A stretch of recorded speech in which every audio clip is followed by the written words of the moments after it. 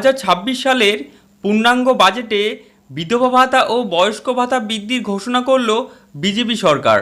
তবে এখন বয়স্ক এবং বিধবা এবং বিশেষভাবে সক্ষম নাগরিকদের জন্য আর্থিক সহায়তা কত টাকা বৃদ্ধি করা হলো বা কবে থেকেই এই নিয়ম কার্যকর করা হবে, সমস্ত কিছু এই ভিডিওটির মাধ্যমে শেয়ার করব। তাই ভিডিওটি সম্পূর্ণ স্কিপ না করে প্রথম থেকে শেষ পর্যন্ত দেখতে থাকুন।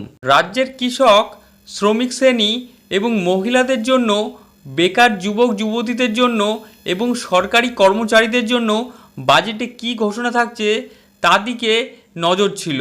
এর পাশাপাশি বিধবা এবং বয়স্কদের জন্য কী ঘোষণা হয় সেই অপেক্ষায় ছিল রাজ্যবাসী। 2026 সালের পূর্ণাঙ্গ বাজেটের বিধবা ভাতা ও বার্ধক্য ভাতা বৃদ্ধির ঘোষণা করল বিজেপি সরকার। তবে এখন প্রশ্ন জাগছে যে এই বাজেটে কত টাকা করে আগের থেকে বেশি পাবে ভাতা। এবার সেটি আপনাদের সামনে তুলে ধরব। এদিন বাজেটে বলা হয়েছে বয়স্ক, বিধবা এবং বিশেষভাবে সক্ষম নাগরিকদের সমাজে সবথেকে বেশি অসুরক্ষিত। সেই কথা মাথায় রেখে সামাজিক সুরক্ষা বৃদ্ধির জন্য এই শ্রেণীর মানুষদের পেনশন মাসে 500 টাকা বৃদ্ধি করার কথা ঘোষণা করেছে। অর্থাৎ আগে কত টাকা পেতেন? আগে 1000 টাকা করে মাসিক ভাতা তাদেরকে প্রদান করা হতো।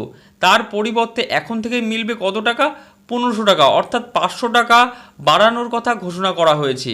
রাজ্যে গত সরকারের আমলে বিধবা বা বার্ধক্য ভাতা ছিল 1000 টাকা, এবার তা 1500 টাকা করে আর্থিক সহায়তা পাবেন।